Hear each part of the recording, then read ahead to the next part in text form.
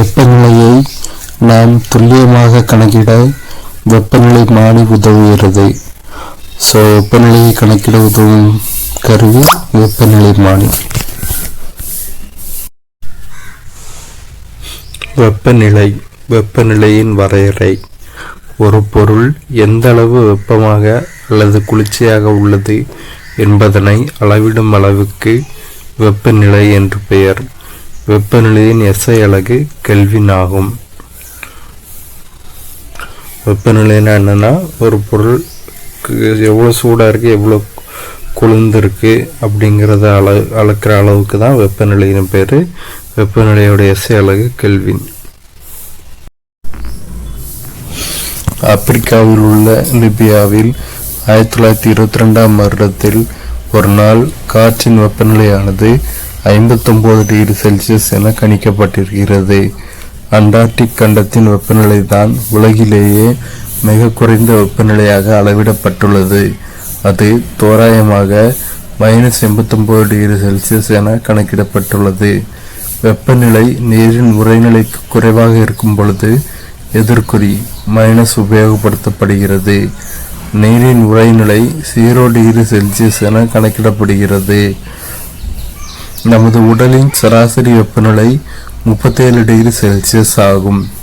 காற்றின் வெப்பநிலை 15 degree Celsius முதல் 20 டிகிரி செல்சியஸ் அளவில் இருக்கும் பொழுது நமது உடல் குளிர்ச்சியாக உணர்கிறது. வெப்பத்தினால் பொருளின் நீளத்தில் ஏற்படும் அதிகரிப்பு நீள்விரிவு என்றும், பொருளின் பருமனில் ஏற்படும் அதிகரிப்பு பரும விரிவு எனவும் அழைக்கப்படுகிறது. அதாவது இப்படி ஒரு பொருள் இருக்குன்னு வைங்க, இதுக்கு நம்ம ஹீட்டு கொடுக்கும்போது இதோட நீளம் இந்த அளவுக்கு ஆச்சுன்னா அதை தான் நீள்விரிவுன்னு சொல்கிறோம். அதே டைம் இதோட வெயிட் பருமன் அதிகரிச்சுன்னா அதை தான் நம்ம பரும விரிவு அப்படின்னு சொல்கிறோம். சமையலறை மற்றும் ஆய்வகங்களில் பயன்படுத்தும் கண்ணாடி பொருட்கள் போரோசிலிகேட் கண்ணாடியால் உருவாக்கப்படுகின்றன, அதாவது வைரஸ் கண்ணாடி. இந்த கண்ணாடி பொருட்களை வெப்பப்படுத்தும் பொழுது மிக மிக குறைவாகவே வேறுபடுகின்றன. எனவே இவற்றில் விரிசல் ஏற்படுவதில்லை. அதாவது என்ன சொல்லியிருக்காங்கன்னா, வீட்டில் கிச்சனில் மற்றும் லேபில் யூஸ் பண்ணுற கண்ணாடி பொருட்கள் போரோசிலிகேட் கண்ணாடியால் வைரஸ் கண்ணாடியால் தயாரிக்கப்படுது. அதனால் வெப்பப்படுத்தும் போது எப்பவுமே பொருட்கள் விரிவடைவுங்களா அந்த மாதிரி இல்லாமல் ரொம்ப கம்மியாக விரிவடையுது. அதனால் இதில் விரிசல் ஏற்படுறதில்லை.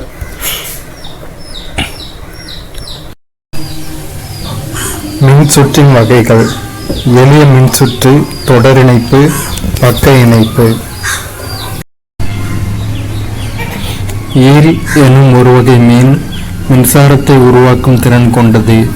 இவை மின்னதிர்வை வெளியிட்டு எதிரிகளிடமிருந்து தங்களை காத்து கொள்ளவும் தங்களது உணவை பிடிக்கவும் செய்கின்றன.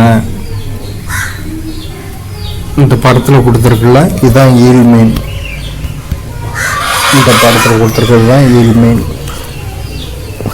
இது கரண்ட் ப்ரொடியூஸ் பண்ணுற கெப்பாசிட்டி கொண்டது. இது கரண்ட் அதிர்வை ஏற்படுத்தி எதிரி மீன்ட்டு தன்னை காத்துக்கிடுது, தங்களோட உணவை கேட்ச் பண்ணவும் செய்யுது.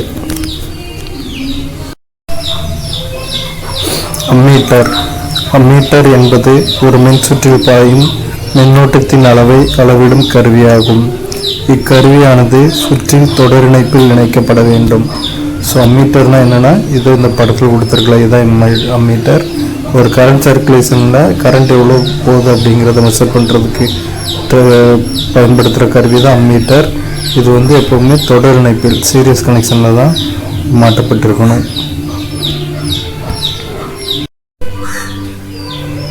தாமஸ் ஆல்வா எடிசன் ஓர் அமெரிக்க கண்டுபிடிப்பாளர்.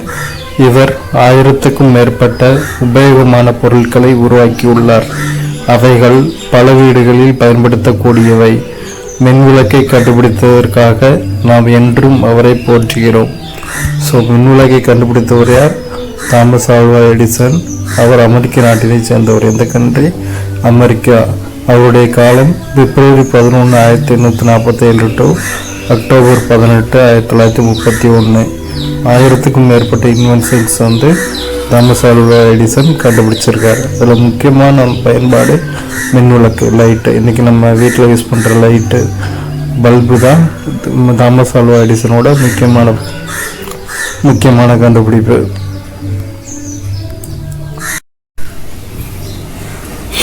நீரின் நிலை மாற்றங்களும் அவற்றின் பெயர்களும். மாற்றம் முறை. பனிக்கட்டியை வெப்பப்படுத்தி நீராக மாற்றுதல், உருகுதல். பனிக்கட்டியை ஹீட் பண்ணி நீராக மாற்றினோம்னா அது உருகுதல். நீரை வெப்பப்படுத்தி நீராவியாக மாற்றுதல், ஆவியாதல். வாட்டரை சூடு பண்ணி ஆவியாக மாற்றினோம்னா அதுக்கு பேர் ஆவியாதல். நீராவியை குளிர்வித்து நீராக மாற்றுதல், ஆவி சுருங்குதல். அந்த நீராவியை திரும்பியும் குளிர்விச்சு நீராக மாற்றினா ஆவி சுருங்குதல். நீரை குளிர்வித்து பனிக்கட்டியாக மாற்றுதல், உறைதல். உறைதல் என்னன்னா தண்ணியை கூல் பண்ணி திரும்ப பனிக்கட்டியாக மாற்றினா அது உறைதல். ஒரு திடப்பொருளை வெப்பப்படுத்தும் பொழுது திரவமாகாமல் நேரடியாக வாயுநிலைக்கு மாறுவது பதங்கமாதல் எனப்படும். உதாரணம் கற்பூரம். அதாவது சூடத்தை நம்ம கொளுத்தும் போது அது சாலிட் ஸ்டேட்ல இருந்து நேராக கேஸ் ஸ்டேட்டுக்கு போயிடும், லிக்விட் ஸ்டேட்டுக்கு இடையில போகாது. இதுதான் வந்து பதங்கமாதல் அப்படின்னு சொல்றோம், சப்ளிமேஷன். நீர் ஒரு பொது கரைப்பான்.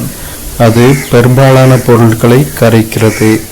அதாவது தண்ணியில் எந்த ஒரு பொருளையும் கரைக்கலாம். அதனால் அது பொது கரைப்பான் அப்படி அல்லது சர்வ கரைப்பான் அப்படின்னு அழைக்கப்படுது. தண்ணியில் மேக்சிமமான எல்லா வகையான பொருட்களையும் கரைக்கலாம். இயற்பியல் மாற்றம், வேதியியல் மாற்றம், இரண்டுக்கான வேறுபாடு. இயற்பியல் மாற்றத்தில் புதிய பொருட்கள் உருவாவதில்லை. வேதியியல் மாற்றத்தில் புதிய பொருட்கள் உருவாகின்றன. இயற்பியல் மாற்றத்தில் வேதியியல் மாற்றம் ஏற்படாது. வேதியியல் மாற்றத்தில் வேதியியல் மாற்றம் ஏற்படும். இயற்பியல் மாற்றம் ஒரு தற்காலிக மாற்றம். வேதியியல் மாற்றம் ஒரு நிரந்தர மாற்றம். இயற்பியல் மாற்றம் ஒரு மீள்வினை, அது திரும்பி நடக்கும். வேதியியல் மாற்றம் ஒரு மீளா வினை, திரும்ப நடக்காது. இயற்பியல் மாற்றம் டெம்பரரியானது, வேதியியல் மாற்றம் பர்மனண்டானது. இயற்பியல் மாற்றத்தில் கெமிக்கல் காம்போசிஷன் சேஞ்சு நடக்காது.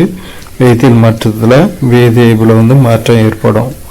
இயற்பியல் மாற்றத்தில் புதிய பொருட்கள் உருவாகாது. வேதியியல் மாற்றத்தில் புதிய பொருட்கள் உருவாகும். அவ்வளோதான். ஒரு குறிப்பிட்ட இடத்தில் காற்று வீசும் திசையை கண்டறிய காற்று திசை காட்டி பயன்படுகிறது. காற்றின் திசையறிய நாம் ஒரு திசை காட்டியையும் உருவாக்கலாம். இப்போ இந்த மாதிரி எங்கே பார்த்தீங்கன்னா ஏர்போர்ட்டில் பார்த்துருப்பீங்க, இன்னும் நிறைய இடத்துல பார்த்துருப்பீங்க.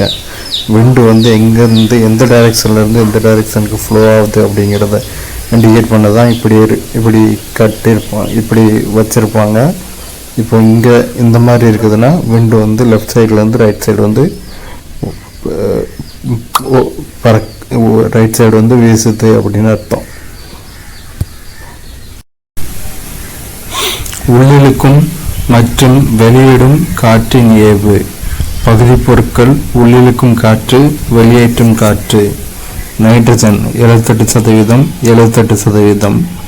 ஆக்சிஜன் 21%, 16%. Carbon di oxide 0.03%, 4%.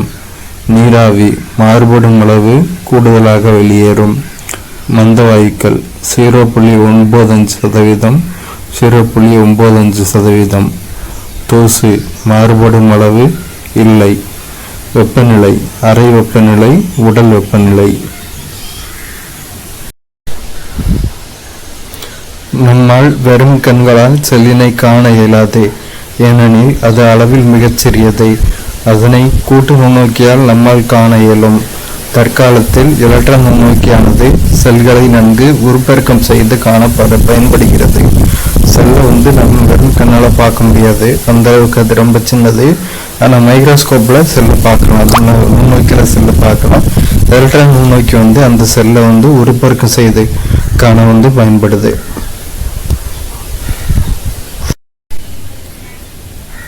செல்லின் அளவிற்கும் உயிரினத்தின் அளவிற்கும் யாதொரு தொடர்பும் இல்லை.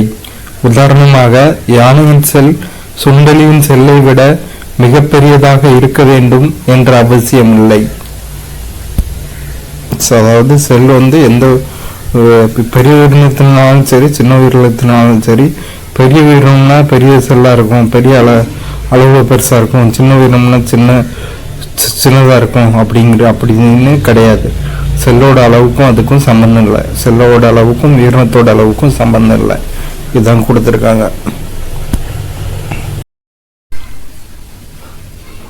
தோராயமாக மனித உடலில் உள்ள செல்களின் எண்ணிக்கை 3.7 × 10⁻13. அதாவது தோராயமாக மனித உடம்புல எவ்வளோ செல்ஸ் இருக்குன்னா 3.7 × 10⁻13. ப்ரோகாரியாட்டிக் மற்றும் யூகாரியாட்டிக் செல்களுக்கிடையே உள்ள வேறுபாடுகள். ப்ரோகாரியாட்டிக் செல், யூகாரியாட்டிக் செல் 1 முதல் 2 மைக்ரான் விட்டம் கொண்டவை. Prokaryotic cell diameter 1 to 2 micron. Eukaryotic cell 10 முதல் 100 மைக்ரான் விட்டம் கொண்டவை. யூகாரியாட்டிக் செல்லோட டயாமீட்டர் 10 to 100 மைக்ரான். ப்ரோகாரியாட்டிக் செல்களில் செல் நுண்ணுறுப்புகளை சுற்றி சவ்வு காணப்படுவதில்லை. செல் சவ்வு ப்ரோகாரியாட்டிக் செல்லில் காணப்படுறதில்லை. யூகாரியாட்டிக் செல்களை சுற்றி செல் நுண்ணுறுப்புகளை சுற்றி சவ்வு காணப்படுகின்றது. யூகாரியாட்டிக் செல்ல செல் சவ்வு காணப்படுது. ப்ரோகாரியாட்டிக் செல் தெளிவற்ற உட்கரு கொண்டவை. ப்ரோகாரியாட்டிக் செல்லில் தெளிவான உட்கரு கிடையாது. யூகாரியாட்டிக் செல் தெளிவான உட்கரு கொண்டவை. ப்ரோகாரியாட்டிக் செல்களில் நியூக்ளியோலஸ் காணப்படுவதில்லை. ப்ரோகாரியாட்டிக் செல்லில் நியூக்ளியோலஸ் இருக்காது. யூகாரியாட்டிக் செல்களில் நியூக்ளியோலஸ் காணப்படும். ஒரு தனி எலும்பு வளையாது. பல்வேறு எலும்புகள் முழங்கையில் இணைந்து கையை மடக்க உதவுகின்றன. எலும்பு எப்பவுமே வளையாது. ஆனால் பல்வேறு எலும்புகள் பிணைப்பில் இருக்கிறதுனால கையை மடக்க முடியுது. நம்மளால வளைக்க முடியாது, கையை மடக்க முடியாது பல்வேறு எலும்புகளோட இணைப்பினால. ஒரு தனி எலும்பு எப்பவுமே வளையாது.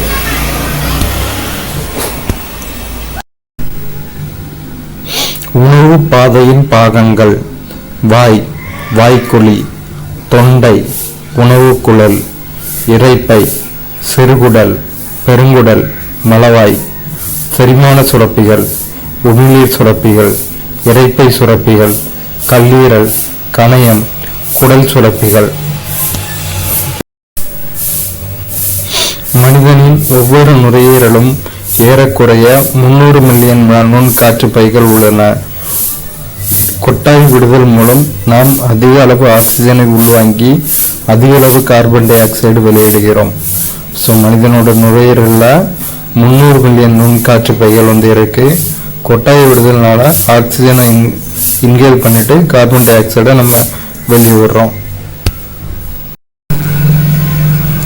ஒரு நிமிடத்தில் எத்தனை நாடி துடிப்புகள் ஏற்படுகிறது என்று எண்ண முடியும். அதன் எண்ணிக்கையே நாடி துடிப்பு விகிதம் எனப்படும். சாதாரணமாக ஓய்வு நிலையில் உள்ள ஒரு மனிதனின் சராசரி நாடி துடிப்பு ஒரு நிமிடத்தில் 72 to 80 வரை இருக்கும். இரத்த தானம். மருத்துவமனைகளில் நோயாளிகளின் தேவைக்காக இரத்தம் தற்காலிகமாக இரத்த வங்கிகளில் சேமிக்கப்படுகின்றது. 18 வயதுக்கு மேல் ஆரோக்கியமான ஒவ்வொருவரும் இரத்த தானம் செய்யலாம்.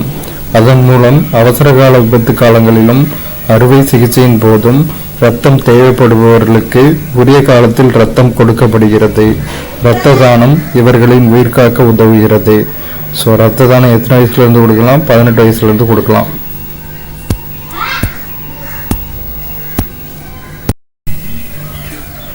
மூளையில் 100 மில்லியனுக்கும் அதிகமான தகவல்களை ஒருவர் வாழ்நாளில் சேமித்து வைக்க முடியும் என்று கூறப்படுகிறது. நம் உணர்வுறுப்புகளை பாதுகாத்துக் கொள்ள நாம் செய்ய வேண்டியவை: மிக அதிகமான ஒளியிலோ அல்லது மிக குறைந்த ஒளியிலோ, மேலும் நகரும் வாகனத்தில் செல்லும் பொழுதோ படிக்க வேண்டாம். தொலைக்காட்சி, கணினி, செல்பேசி, மடிக்கணினி போன்ற ஒளித்திரைகளை அதிக நேரம் தொடர்ந்து பயன்படுத்துவதை தவிர்க்கவும். நம் கண்களை மிக கடினமாக தேய்க்க வேண்டாம்.